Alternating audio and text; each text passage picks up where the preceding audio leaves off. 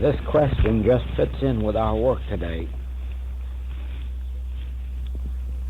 Is this consciousness, which the human mind builds up through environment, heredity, and so forth, the consciousness by which we become aware of our spiritual consciousness? Oh, I'm sorry. Is this consciousness, which the human mind builds up through environment or heredity, the consciousness by which we become aware of our spiritual consciousness? In other words, is this human mind the means through which we become aware of our spiritual identity? No, it isn't, and it can't ever be. The things of God are foolishness with man, and the natural man receiveth not the things of God. This human consciousness which we have built up is that which has prevented us, and is still preventing us, from becoming aware of our true identity. If it weren't for this built-up human consciousness, we would all be living in the full awareness of true being. And when Paul says that we must die daily and be reborn of the Spirit, he means just that. That human mind must die in order for us to be reborn. It can't be the agency for good if it has to die. We would then want to preserve it. Now, it is for this reason that I repeat over and over again in the writings of the Infinite Way, and it is the reason that in all our classwork we have periods like last night to exemplify the activity of treatment or prayer, to show you that what the human mind goes through in that first stage really has nothing to do with the healing work or treatment or regeneration process. It is merely something that we use to try to lift ourselves out of it. Actually, the time comes when we don't even use mental argument, when we don't even declare truths or deny errors, because after one period of our spiritual development, we are enabled to get into a meditation and immediately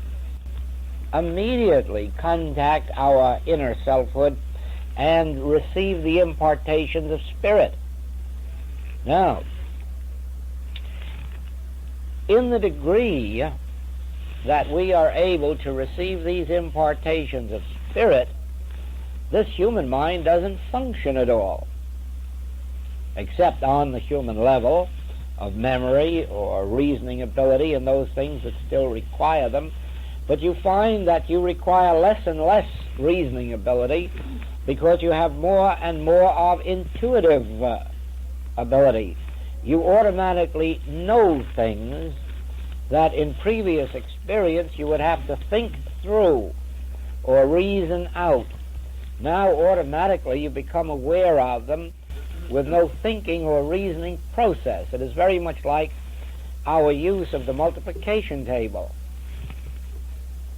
There is a period in our experience when if we multiply 12 times 12, we say 2 times 2 are 4, 2 times 1 are 2, and then 1 times 2 is 2, 1 times 1 is 1, and then we add them together and we find they're 144.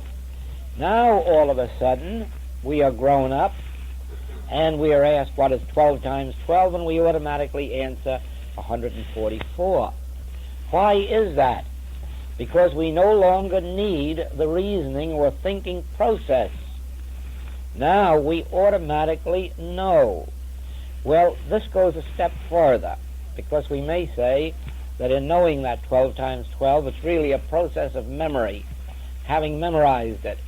But at least it shows you what I mean by the fact that a time does come when you do not use the reasoning or thinking process, but automatically know. There is an intuitive sense, and there is also a higher spiritual sense that reveals that which we must know without thinking or reasoning. It is through this knowing the truth about God and then developing the listening ear, that period of waiting, that this intuitive sense is developed, this higher consciousness is developed. And then you will find that you haven't used the human mind to learn about the spiritual, but that the spiritual has overcome or removed the human. You will find that particularly true when you come to treatment or prayer and find that you have reached a stage in which someone has asked for help and you do not have a single human thought enter your mind. You merely sit down, you haven't affirmed the truth, you haven't denied an error, and you wait. And then all of a sudden this light comes from within, this illumination or click or release, and you still do not know anything with your human mind. You still don't know anything that's happened. Yet in the course of time you receive word that the healing has taken place. There was a Christian Science lecturer who was away on a lecture trip for a while, and when he got back to his office, incidentally, he had met one of his students at his hotel, and they walked to his office together. And he went through the bundle of mail that was waiting there, but right near the top was a cablegram. And this cablegram said, "Thank you for a miraculous and instantaneous healing." So he turned to the student and he said, "Now let's find the cable so that we can find out what we miraculously and instantly healed." And they found the cable asking for help. Now, you see, there had been no conscious process involved in that healing. This lecturer had learned enough to know that if you live in spiritual consciousness, anyone who reaches out to you will touch that consciousness, no matter where you are, because it will never be further from your student than where they are. It being omnipresent, it being God consciousness, it is omnipresent where they are. And so they learn to reach out, but the practitioner, the teacher, learns that no one is reaching out to his human mentality, that no one is one bit interested in what truth he knows or doesn't know. They are reaching out to the developed or natural spiritual consciousness of that individual, and that does the healing work without conscious thought. Now, I believe that it is possible, if we ever have a student with no metaphysical background, I'm sure it will be possible to teach them healing without ever teaching them anything about treatment, because treatment is not necessary in healing. It is only a process that we use while we are still in the metaphysical or mental process of healing. In the first 2 years of my healing work, I not only used no mental argument, but didn't know there was any to use. Never knew how to give a treatment, hadn't been taught anything about treatment, and I had a very fortunate experience that even when I went through Christian Science class, my teacher knew of my healing work, and he did not give us any treatments in our class work, and for that particular purpose. Now then, treatment is only necessary as a stepping stone, just like knowing the truth is only necessary in order to have some assurance, something to cling to within us that gives us a human assurance of a superhuman presence and power. Now actually watch this and see if this doesn't bring out the fact that the human mind is not necessary in spiritual healing work, in spiritual living, that there is a divine truth which comes through to do our work. If we have, for instance, well, you'll just take this little one right here, this little bud, and we will say that I do not know what this is. I've never seen one before, and I don't know what it is. There's only one thing that I know about it, and that is, I know that it is. I don't even know it's a flower, remember. I don't know that it's a bud. I don't know anything about it. I've never seen anything like it before, and so I know nothing about it except one thing. I know that something is. That's all. The only thing of which I'm certain, something is here. What it is, I don't know. Why it is, I don't know. Now then, I can take the word is. Of that I'm certain. Is. Then I can close my eyes and get very still, and I can assure you that it would not be long before an impartation would come to me from within that this is a flower, or this is a bud, or this is a rose, or this is something in the kingdom of God. What it is would be revealed to me. And it would be revealed not by any human knowing, since I would have no human knowing. It would be revealed by a higher consciousness, that which we call the Spirit itself. Now watch this. There isn't anyone in this room who knows what God is. I don't care how many years you have studied. I don't care how many years you've pondered or thought. You do not yet know what God is. The only exception to that is if there is someone in this room who has had the spiritual or mystical illumination of conscious realization of God. In that case, of course, then there is someone who knows what God is. But otherwise, you do not yet know what God is. You may have read that God is mind. You may have read in the book of John that God is love. You may have read in metaphysics that God is principle. But you don't know that. You have merely read that or heard that or been told that, but you of your own self don't know it. You have no proof of it. You have no knowledge of it. You have only someone else's word. When Jesus says that the Father within me doeth the works, meaning God, you certainly don't know what he means by Father within you, because the human concept of a father is an adult male. You haven't any adult male within you. And so you know right well that if you are thinking along reasoning lines, that statement is all true, is all untrue, that you have a male, an adult male within you. You haven't. Now you would have to say, I haven't a father within me. That is, in any sense of any father that I ever heard about. Now what does the statement mean, the Father within me?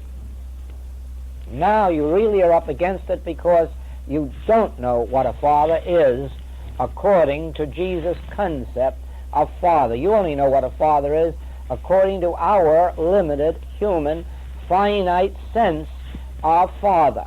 And that's usually an adult male. Now then, what is father?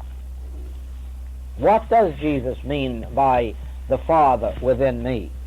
And how are you ever going to find out, since there isn't a piece of literature anywhere on the face of the earth in any language that will tell you what the Father within is?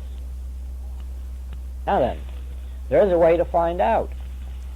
And that way is to go within and ask yourself the question, what did Jesus mean by the Father within? I do not know what the Father is.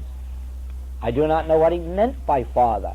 What is Father from his spiritual standpoint? Then you can't use your reasoning mind anymore, because you have no reasoning process that will go beyond the point of an adult male. And so you've got to stop using it, and you've got to listen.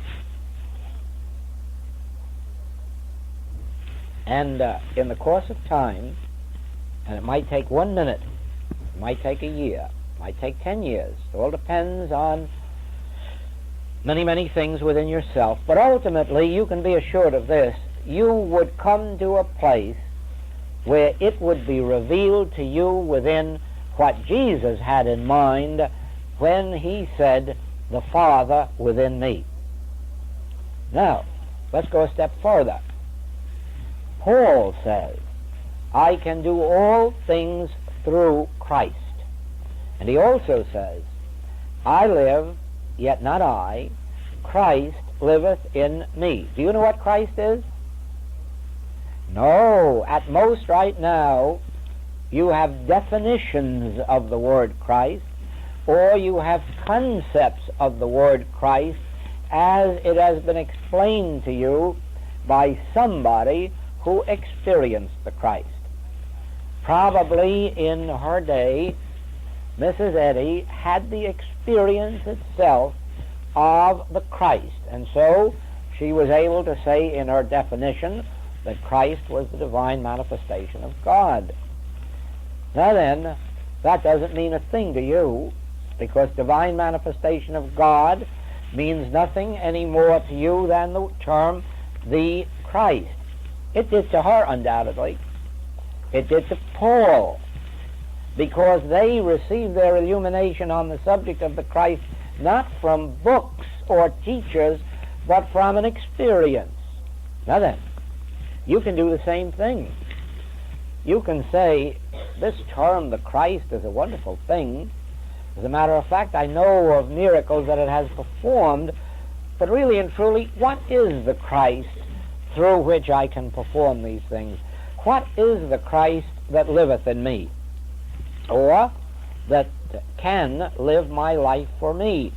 Now, as you go within and absolutely separate yourself from a reasoning, thinking process, and say, utterly, I do not know what this is.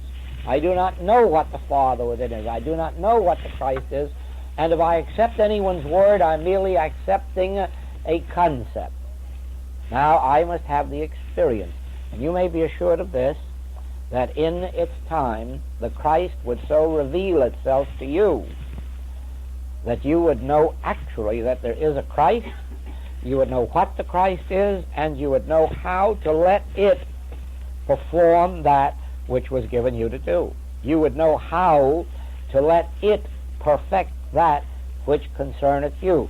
You would know how to cease from man whose breath is in his nostril and let this Christ perform all of the intelligent activities of your experience. Now, there is nothing in the world that there is no information, no knowledge, no truth that is not available to anyone in this room, and if they will learn it, to anyone in the entire world. And the reason is this: God is individual consciousness. God is your own consciousness.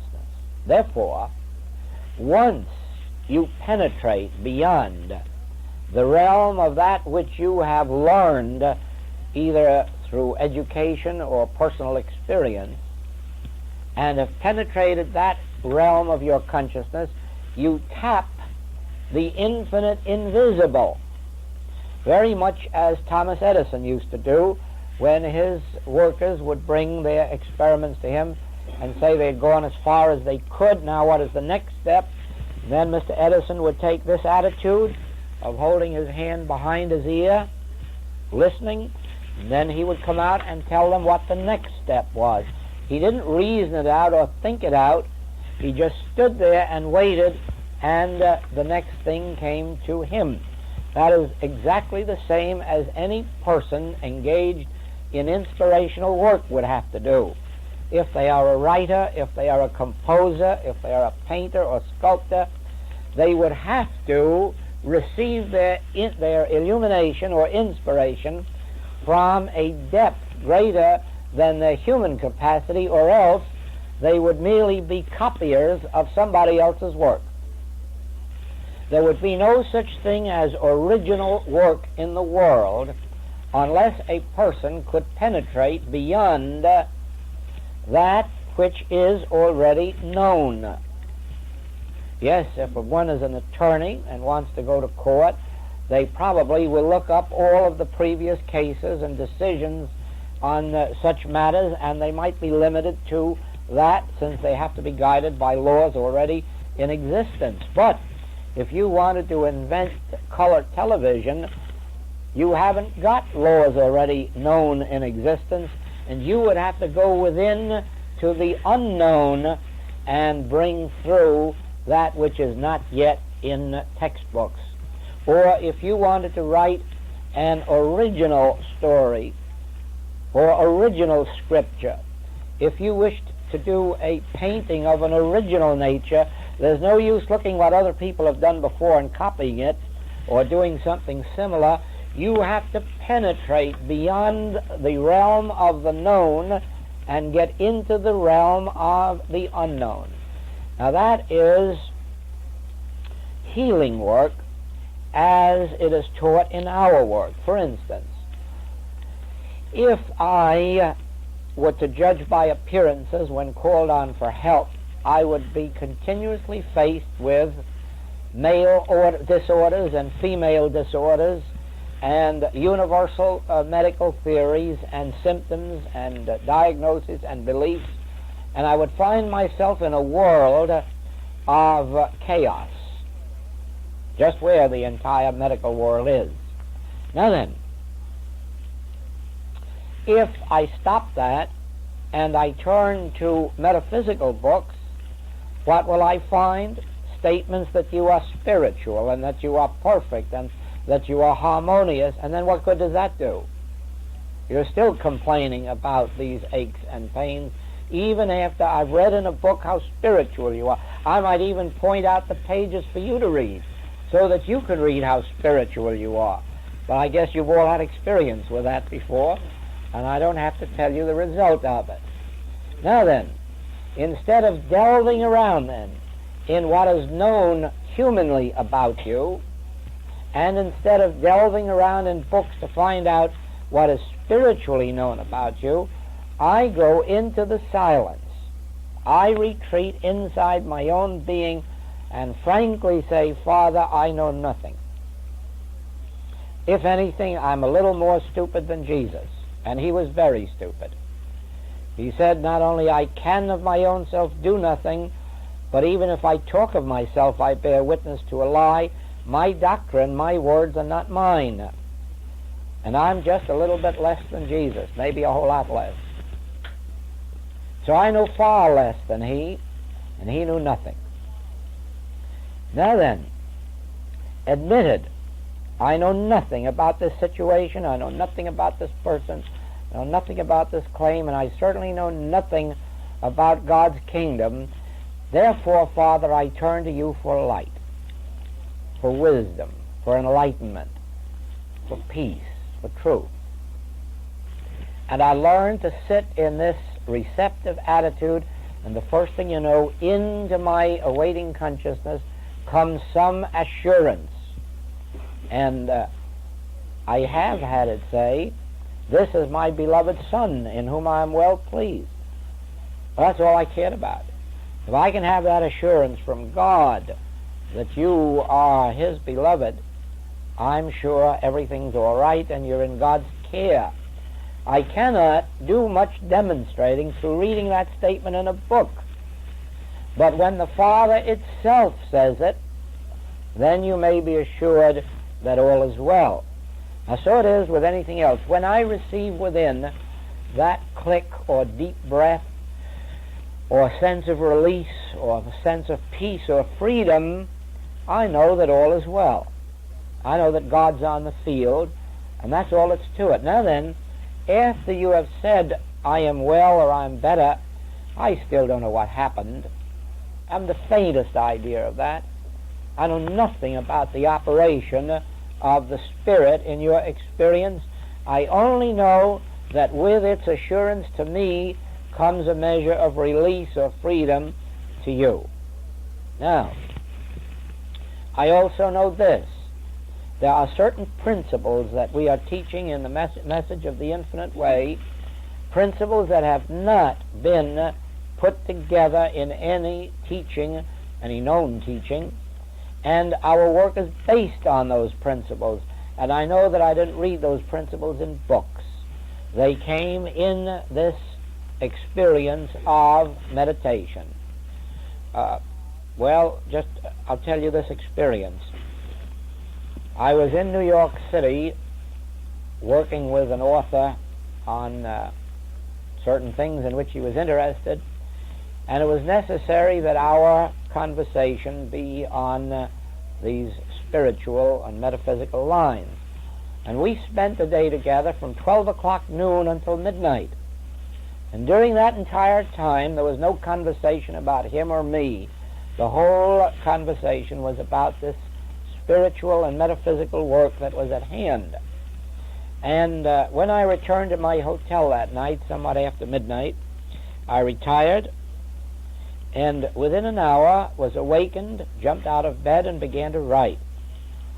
A little while I was back in bed, and within another hour I was up writing again. And this happened 5 times during the night, between something after midnight and 5:30 in the morning. And what I wrote during that night comprises 1/3 of the infinite way. That's how that happened. Now that was all a flowing and inner flowing from within, once I had spent 12 hours so high in consciousness. Now another experience happened. The night before my marriage, a friend presented me with one of these chain reference Bibles. And before retiring, I looked into it, and I saw some passages of Paul's on the subject of immortality. And I put this Bible into my bag, was married the next day, and went away on a honeymoon. The minute we got to the hotel, I said, let me get at this thing right away. And I want you to know that the first chapter of the Infinite Way was written that day and that night out of this unfoldment that came through this book. There again, it wasn't something read in a book. It was a passage in a book that led to an unfoldment that came pouring through and gave us the chapter Immortality. Then there was another night soon after that when I dreamed. I was asleep, and I dreamed, and there was a red silk banner lowered from the ceiling. On that banner was a gold Old English script, and I knew that I must get that message there, and I knew that I was dreaming. And I forced myself awake, and fortunately when I did, the banner was still there with its message, and my wife saw me write down that message from that banner. And that message is the chapter New Horizon in the Infinite Way, and it's undoubtedly the most important chapter in the entire book, because that is the chapter that reveals to us that our work is not the demonstration of better humanhood, but the revelation of our true Christhood, our immortal and spiritual being. In the same way, it was back in 1937 in Boston that I was in meditation one night, and all of a sudden had to pick up pencil and paper and write. And when I was through, that which was written is the chapter New Jerusalem. Now, you'd only have to read that chapter to know that I didn't write it. You only have to read that to know that no human ever saw that in a book anywhere or heard it from man or woman, but that it was a pure inspiration that came through from something far higher than anything that could be thought out or reasoned. Those who have been through many classes with me have seen some of those miracles take place right on the platform or right at the desk when this work was happening. Some that are in this room sat and watched as the deep silence of my peace came through right while I was talking on a platform. And others are in this room who were there when the secret of the 23rd Psalm came through. And love and gratitude. And incidentally, love and gratitude is the deepest principle that I have ever found in religious literature anywhere or in any language. And that came through as a pure inspiration while standing on a platform in Seattle, Washington, with no more thought of such a subject than the man in the moon. It just came through, it poured through from a far deeper realm than thinking could be. And so it has been with every one of our major principles. You take these metaphysical notes, the principle of that is, my conscious oneness with God constitutes my oneness with all spiritual being and idea. Now, you haven't heard that in literature, nor have I. And yet, in the midst of that class, the very first night of the class, that statement unfolded. And what does it mean? Think of it now. Just take this into your thought now. My conscious oneness with God constitutes my oneness with all spiritual being and idea. Isn't it true that if you're consciously at one with God, that you're consciously at one with the whole spiritual universe? If you're in God consciousness, you are in the consciousness of oneness with all that spiritually is. Now again, you can't learn that through your education. You can't learn that through your environment. That has to come through from this deeper spiritual realm. It's been that way with every one of the writings. That's why you're reading them. That's why you're here. That's why many have come from thousands of miles and spend thousands of dollars for these classes. Only one reason. There is an outpouring from the Spirit which you know, you feel it when you hear it, you feel it when you read it. And it is that which is the divine consciousness. Now then, that is not attained through the human consciousness, but in spite of it. You have to break through the human consciousness, and we do that through meditation.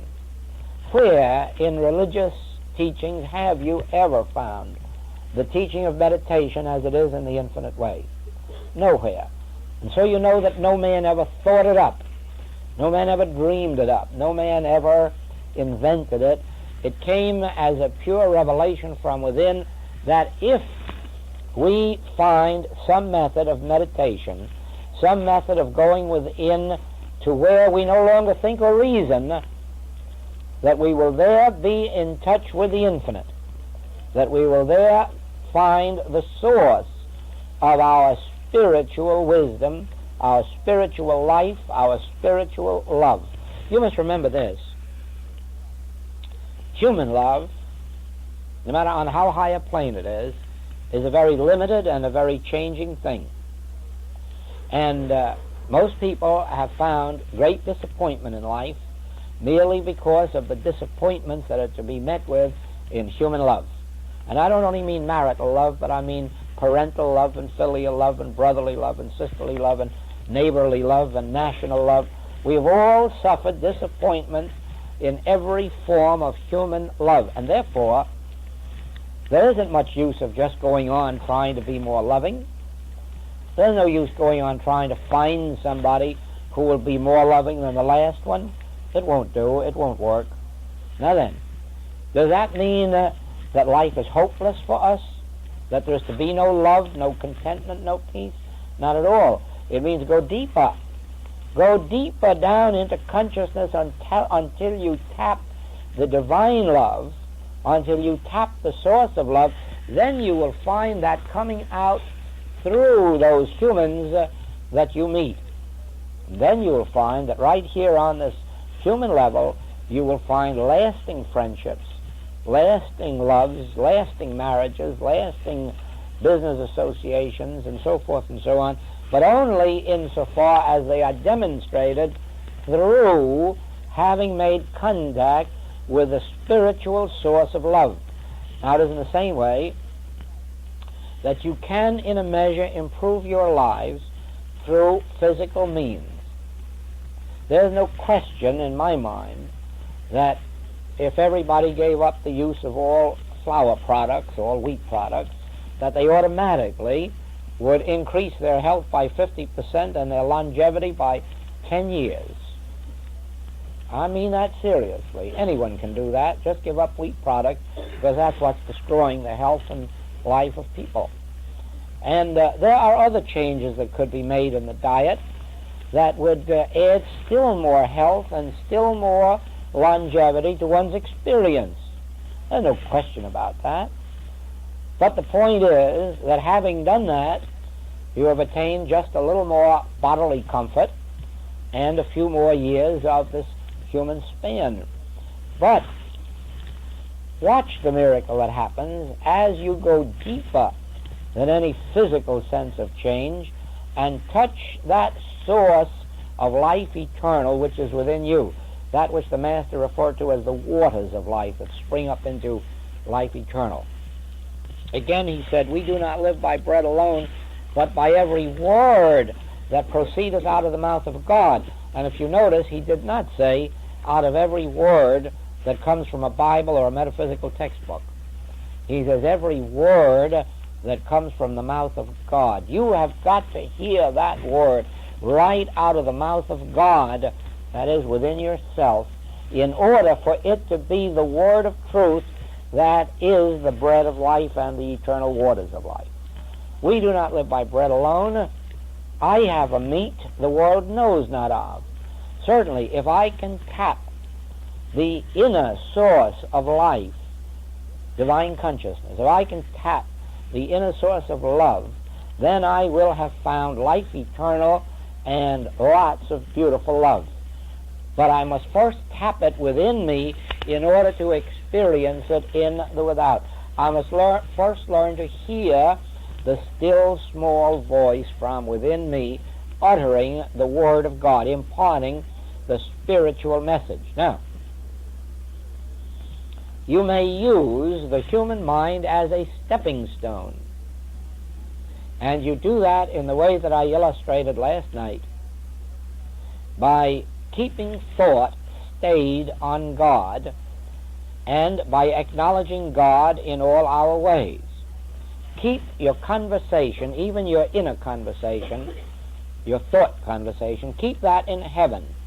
Keep your mind focused on God the Spirit, the invisible, and then take some phase of God, whether it's life or love or substance or law, and keep pondering God as the only law of the universe, thereby annihilating all sense of human law, legal law, material law, medical law, atomic law. Think of God as the source of all life, and that every word that proceedeth out of the mouth of God becomes more and more of this life eternal in our experience. And as you keep pondering these things, finally you come to a place where thought automatically stops. There's just nothing left to think about, and peace descends. Then it is in that peace that you wait for the voice to speak to you, or the assurance to come, or an inspiration of one sort or another, and in that way you develop the ability to be receptive to the withinness, to the depth of the divine consciousness. Then you tap the source of divine love, or divine life, or divine truth. You tap the source of all inspiration, whether it's in literature, art, science, truth, whatever it may be. You tap the source, but you only tap it when you go beyond the realm of thinking. Who, by taking thought, can add to his stature 1 cubit? And if you cannot do the least of these things by taking thought, why try to do the greater things? And so it is. God says, your thoughts are not my thoughts, and my thoughts are not your thoughts. God's thoughts are the real powers of the world. Now then, through metaphysics, most students have developed a fear of human thought as if it was some kind of an evil power. But it isn't. It isn't any more an evil power than it is a good power. It is just a non-power. For instance, when we use human thought to declare that 12 times 12 is 144, we haven't made it so. That isn't a power. That is an avenue of awareness. If you use your thought to look up this address or this telephone number, you haven't made anything so. You haven't made your thought a power. Your thought has merely become an avenue of awareness. If you look up something in a textbook, whether it's metaphysics or mechanics, if you study art, literature, music, with your mind, you're not using that as a power. You're using that as an avenue of awareness leading back to the source of power that is within. Now, when we understand the human mind as an avenue of awareness, we neither credit it with being a good power, nor do we fear it as an evil power. We don't say that good thoughts are power, and we don't say that evil thoughts are power. It is very much like a man I met one time who was on this metaphysical path, but he was indulging alcohol. And I commented on it one day, since I was a close enough friend to do it, and he said, "Oh, I understand, you being a Christian Scientist, of course, you think that alcohol is evil."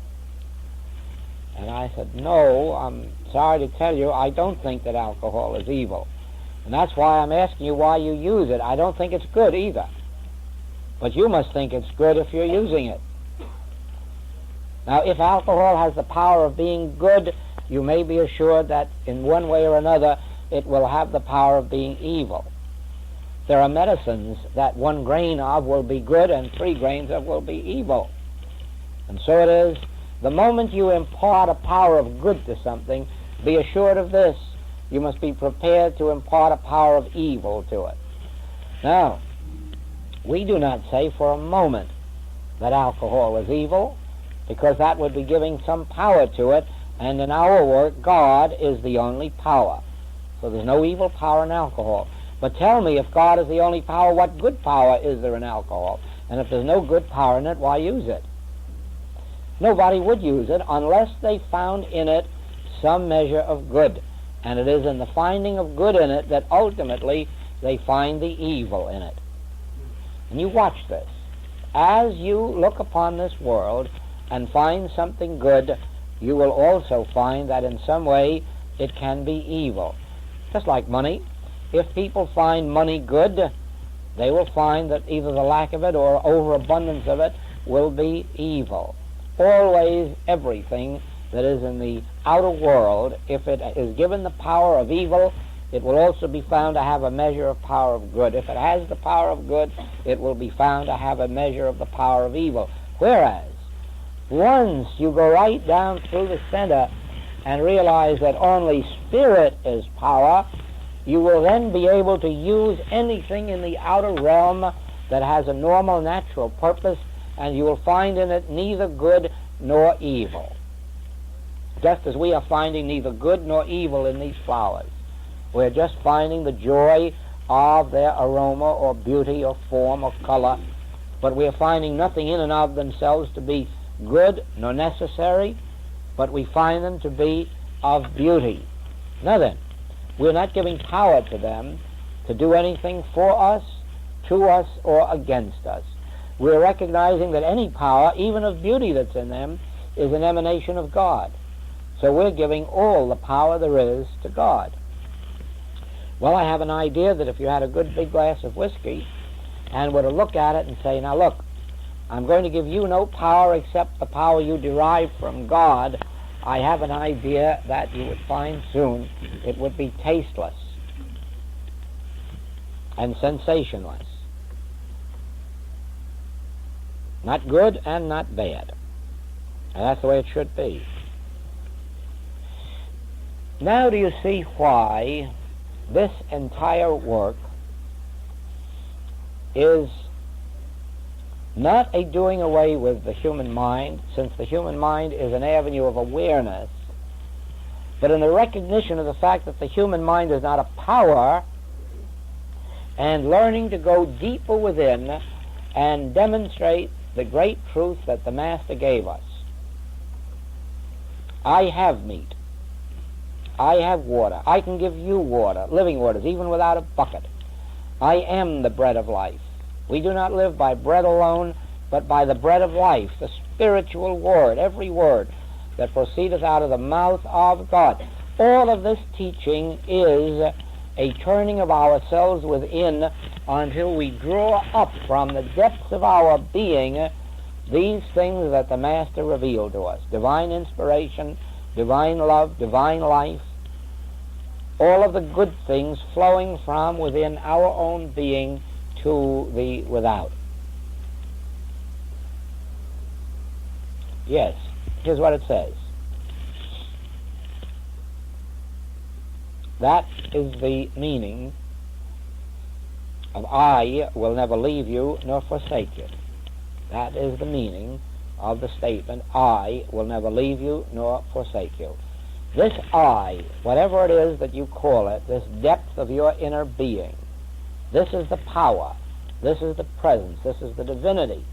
And it says from within, I will never leave you nor forsake you. Well, then you can go on yourself and read Scripture and see how it reveals that as I was with Moses, so I will be with you. As I was with Abraham, Isaac, Jacob, so I will be with you. I was with you before Abraham was. I will be with you unto the end of the world. And then you begin to perceive that what was meant was not statements in a book, not anything you could think about, because you can't think about what that I is. You don't know what that I is. But as you go in intuitively to yourself, you will find that way deep down within you there is a presence. Now here you have what the Master called the Father within me, and what Paul called the Christ. Now, after a whole hour of pondering the within, we begin to arrive at the fact that what was meant by the Father within, or what was meant by the Christ, is really that I that will never leave you nor forsake you, that I that was with us before Abraham was, that I which is really our own divinity, our own divine being, the Christhood, the divine sonship of our being. And it says, I will go before you to make the crooked places straight. I will walk beside you. I will walk behind you.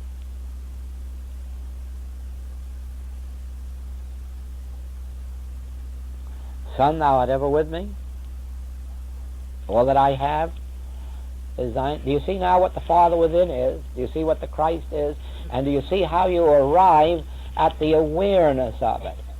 As you get within and ponder these things, and then go beyond the depth of the reasoning mind until it springs up and commences to reveal itself. Now, you see the thing now that's coming up from the depth of me was something that I didn't think of or reason out or anything else. All of a sudden it began to say, I will never leave you.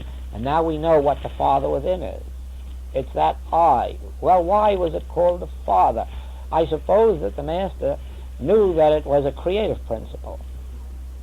The Word was made flesh. He must have taught John that the Word became flesh. In other words, the Word, this I that I am, it says so. It says it was God. It says that it's I am. This I that I am was a creative principle that became flesh, became form, became tangible as experience, as identity. And so it is that this I that is within me is the creative principle of all the good in my experience. This I that is within me is the Father, or creative principle.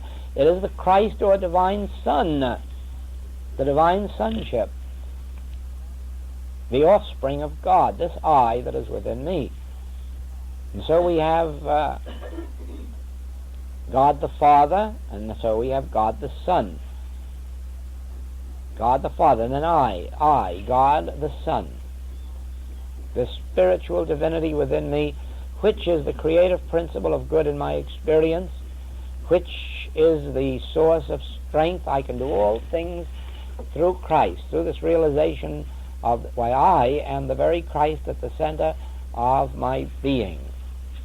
And you see how all of this has to come out, not because somebody said it, not because somebody wrote it in a book, but because it became a living experience in our soul. Now, all healing work is a living experience within our soul. Anyone who tries to do healing work just because they have read all the words in a book, or because they know the statements of truth to make or the denials to make, will really fail. Even though at the beginning they may have a little temporary measure of success, in the end they will fail, because healing work is not a product of the human mind.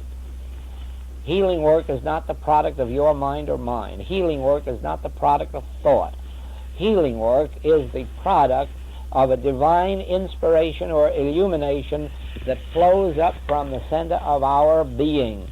It far transcends anything that you or I may know. If this weren't true, the Master wouldn't have said, I can of my own self do nothing. He would have been able to do a lot of things because he knew so much. But even with all he knew, he couldn't do anything. It was only the Father within me that doeth the work.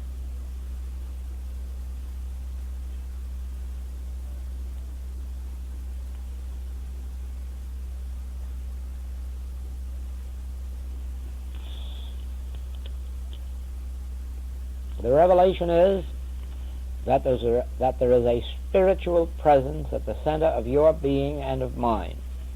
And this spiritual presence is empowered from on high with all the power of the Godhead. All the power. It gives us power to forgive sins. It gives us the power to heal disease. But it is a power derived from God. And it is all the power of the Godhead. It's not a little bit of power. It's not a spark of power. When one is endued with power from on high, it is the power to say, rise, pick up your bed, and walk. Maiden, I say unto thee, arise. What did hinder you? Pick up your bed and walk. It's not a man talking. It's a spirit being voiced through the avenue of an individual consciousness. If it isn't the Father saying it, then you can say, rise all you like, and nothing's going to happen. I of my own self can do nothing is one of the most profound statements of wisdom ever uttered. And so as long as I of my own self can do nothing, there must be a period, if it's a split second, in which I know nothing, am nothing, desire nothing, but become a vacuum, in order that it, this Word of God, this bread of life, shall spring forth through my lips. Moses was slow of speech, but the Lord promised he would put the words in his mouth, and he did. And if you're called before the magistrates, you don't have to take thought what you shall think. You don't need clever thoughts or wisecracks or profound knowledge. You need the humble faith that enables you to say, I can of my own self do nothing, but there is that within my being which can impart itself to me in all of its wisdom, in all of its glory, and all of its power.